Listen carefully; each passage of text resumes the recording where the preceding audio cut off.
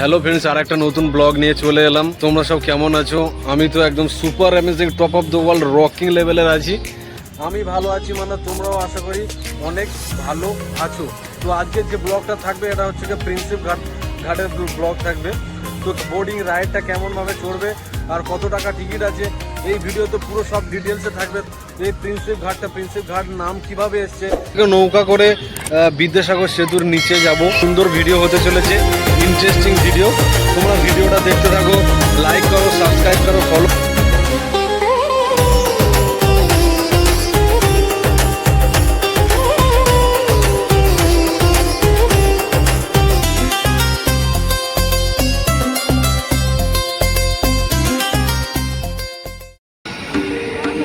Hello friends, চলে এসেছি আজকের কলকাতার সবচেয়ে সুন্দর জায়গাগুলোর মধ্যে একটা প্রিন্সেপ ঘাট।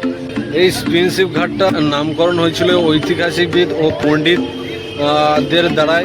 এটা হচ্ছে জেমস প্রিন্স নাম এই ঘাটটা পরিচিত। 1841 সালে এই ঘাটটা স্থাপিত হয়েছিল। তো এখানে আগে এখন যে কন্ডিশন, তখন সেরকম কন্ডিশন ছিল না।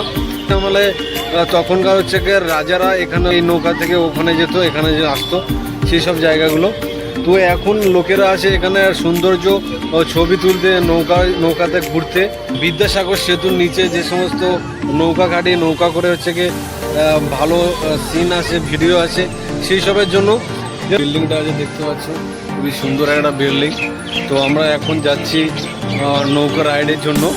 তো ওখানে কত টাকা টিকিট আছে, কী কী আছে সব তোমাদেরকে ওখানে গিয়ে আমি ভিডিও করে দেখাবো।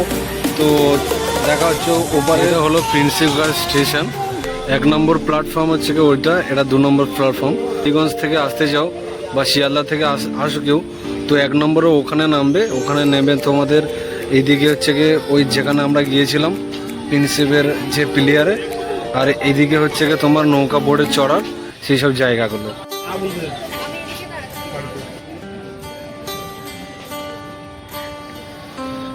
এটা হলো বিদ্যাসাগর সেতু, হুগলি সেতু ব্রিজ নামে হচ্ছে পরিচিত। এইসব ওখানে সব রাইড করছে।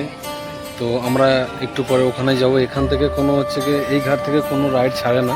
তো ওটা ওই ঘাট দিয়ে হচ্ছে গিয়ে রাইড ছাড়বে। তো ওখানে রাইডে কত টাকা করে নিচ্ছে বা কতক্ষণ চড়াবে সেসবগুলো আমি ভিডিওতে দেখাচ্ছি, তোমরা ভিডিওটা পুরো দেখতে থাকো। তো এখন যাচ্ছি আমরা নৌকার চড়ার জন্য বোটে। তো বোট ওখান থেকে তো পুরো ভিউটা দেখলাম, খুবই সুন্দর একটা ভিউ লাগছিল।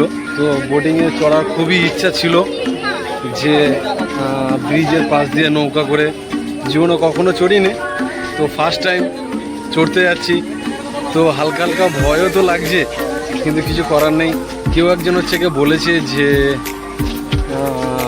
ব্লগিং করছো যেখানে, তো অন্যান্য জায়গা থেকে গিয়ে ভালো ভালো জায়গায় যেমন গোয়া, যেমন হচ্ছে গিয়ে দুবাই, এই সমস্ত জায়গাতে কেন করো না? তো আমি তাদেরকে একটাই কথা বলি, ভাই তো আগে কলকাতাটাতেও ভালোভাবে ঘুরি, আমার নিজের এই এলাকা। তো আগে কলকাতাটা ভালো ঘুরবো, তারপরে পুরো ওয়ার্ল্ড ঘুরবো ইনশাআল্লাহ। তোমরা পাশে থাকো। হ্যালো ফ্রেন্ডস, এখান থেকে বোট ছাড়া হয়। তো এটা হচ্ছে গিয়ে বোটে। তো বোট এখানে হচ্ছে গিয়ে 500 টাকা, দুজনে বললো 500 টাকা করে। বোটে উঠে হচ্ছে গিয়ে তোমাদেরকে ভিডিওতে দেখা। বন্ধুরা, আমরা জ্যাকেট পরে গেছি। পিছনে হচ্ছে বিদ্যাসাগর সেতু। 1978 সালে এই সেতুটা হচ্ছে বিদ্যাসাগর সেতুর নামেই পরিচিত আছে। তো আমরা সবাই জানি বিদ্যাসাগরের ভূমিকা আমাদের ইতিহাসে কতটাই। তো এই যে এটা হুগলি সেতু ব্রিজ নামেই পরিচিত আছে।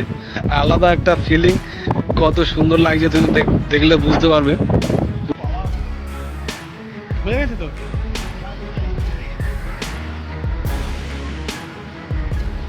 ব্রিজের নিচে থেকে বোটিংয়ে আলাদা একটা মজা।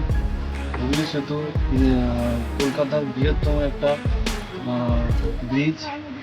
কেমন লাগলো মিস্টার? হেভি ভাই, সেই মজা ভাই। তোমরা চলে আসো।